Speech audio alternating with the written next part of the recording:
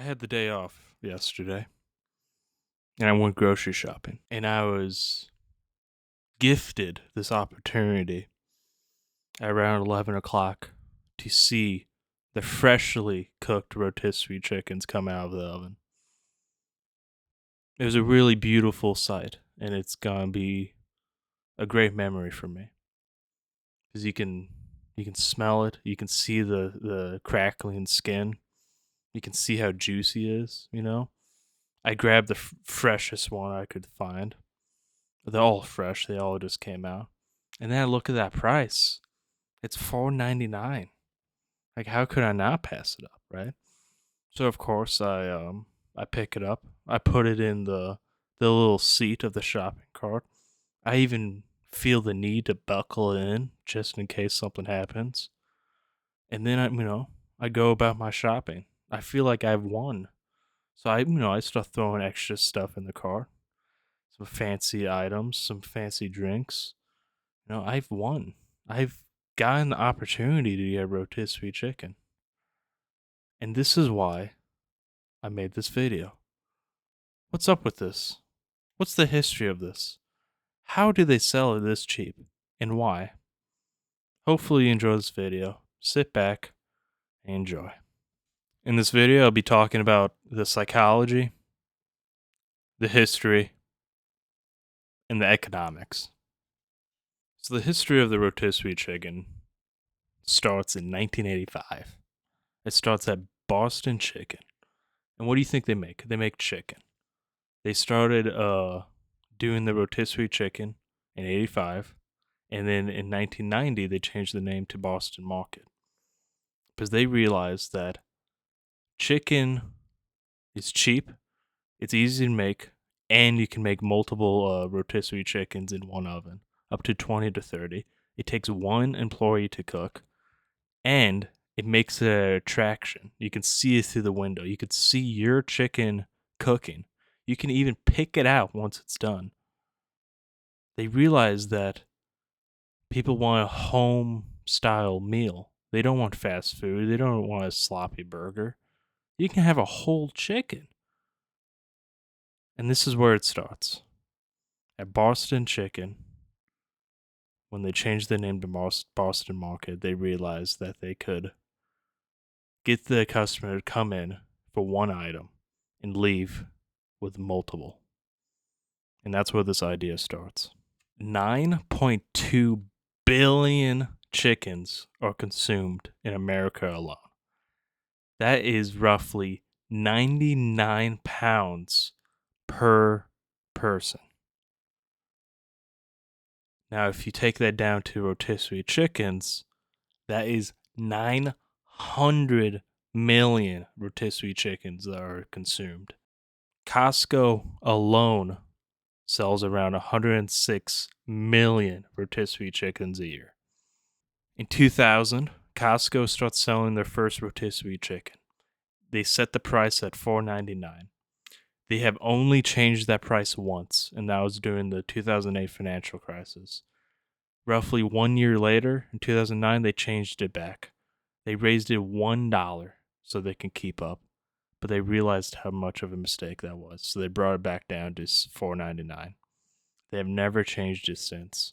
The reason is because it provides a value to the customers that want it. They don't actually make money on this chicken. A whole chicken usually would usually cost $9 to $10, but they sell it for $5. Even half of that, they don't make their money back. And the reason is it brings people in because they want a cheap chicken. Because that's insane to get a chicken, a whole chicken for about $5. And whenever you come in, it's always pushed towards the back of the store, so you have to walk through the aisles to get to it. And the reason they do that is they want you to buy items leading to the chicken, and then once you have it, you have to go through the store again, so you have to see all those items again. And then they're hoping that you pick up an item that has a higher margin, so they can actually make money on this chicken. As for Sam's Club and Costco, another avenue they get your money is you actually have to get their subscription. You have to get their membership to actually go into the store to even get this chicken. So yes, it is cheaper, but you have to pay you have to pay a membership fee to even get to it. So it kind of evens out. They lose money on it, but do they really? They actually gain money through subscriptions and memberships, and you buying high-end margin items. It's been calculated on average a shopping cart that has a rotisserie chicken has roughly $200 worth of groceries in that shopping cart. So you minus that, right? By $10, that's how much a chicken would cost. And assuming it's all profit for the grocery store, that's $190 of profit. That's 19 whole chickens that they can sell back to you and they can gain back. So think about that.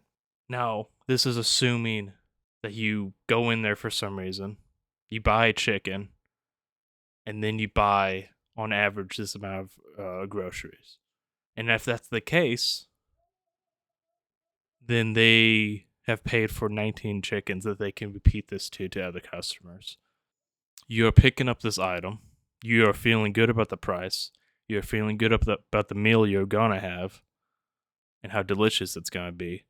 So then you are more motivated to pick up extra things on your shopping trip because in your mind you have already won and you're kind of saving money when you got this chicken. There's been a rumor while I was reading these articles that say that some stores use the chicken whenever it's about to expire or by the use by date, and they actually cook those chickens so they can turn that into a different product and try to sell it to you. Now, if they fail that attempt, they will shred the chicken for chicken salad or some type of deli item, maybe a soup or something. And that's another way they can stretch the product and then try to get money out of that.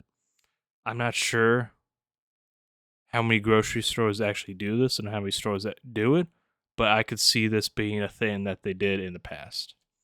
The reason they use chicken for this is because chicken is already one of the cheapest meats you can get, and it's small enough that you can mass produce it and make multiple rotisseries out of it.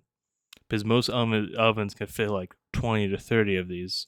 Usually, what they're trying to do is they upsell you the rotisserie chicken without even speaking to you. Because you buy the chicken, it's $5. It should cost maybe 10 to 15, right? Depending on seasonings and all that stuff. But you're right next to the deli. So you're actually going to get sides for this. You might get some potato salad, egg salad, some vegetables, right? Pre-cooked, so you're already ready to go. Those items have high margins, so they're going to make money on that. So that's just another example of how they're using psychology to pick apart that you're getting a meal, but in American culture, you can't just eat meat as a meal, right? Well, I feel like some of us do. But you're gonna have to get two sides, maybe three. Oh, you're gonna have to get some drinks, right? So they use that to get you to buy more items. There was this thing that I read that apparently in the last 10 or 5 years, the demand for whole chickens and like rotisserie chickens, either raw or cooked, the demand has actually gone down, and more people are migrating to individually cut pieces of chicken, which is interesting, right? Because you can kind of get it for the same price. But I feel like some people find it daunting to like eat a whole chicken and or cook a whole chicken, right? Because you have to eat that within the day, right? Or within like the next 2 days. I don't think you should be really letting a whole cooked chicken kind of sit for that long, especially if the rumor is true that they're using close to expired chicken, right? But the market is going down for whole chickens, and people are drifting towards individual pieces, and they're also losing market on vegetarian and vegan options for chicken. Because if you ever had a vegan chicken, it's pretty good. Like, I actually give it a try because it's not that bad. But because they're losing this market, they are increasing prices. And we kind of saw that a little bit, like in the beginning of the year, but I don't think it's drastic enough because chicken is already like dirt cheap. Because I was looking at it again just for this video, you can buy one at Walmart or like Target or whatever for like a whole chicken for $8 to $9, maybe 10. But it's never like it's always gonna be a little bit below 10. But it would be interesting to see if chicken phases out, but I don't think so. It's like the largest leading meat that people buy by I think like 40 billion that I read, which is absolutely insane. It's just a really easy thing that you can mass produce and then get a good profit off of it. Definitely look up what especially Tyson does to their chickens with steroids because it's absolutely it's horrific. Because they will pump these chickens filled with steroids to the point that their the meat and the muscles on them grow so fast that the bones can't keep up with them.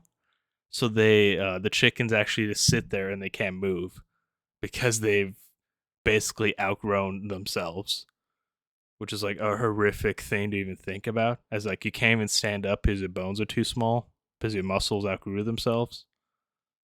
Like imagine if that happened to you if you're doing steroids or something. Like I don't know, it's horrific, and you shouldn't be treating animals like that, anyways.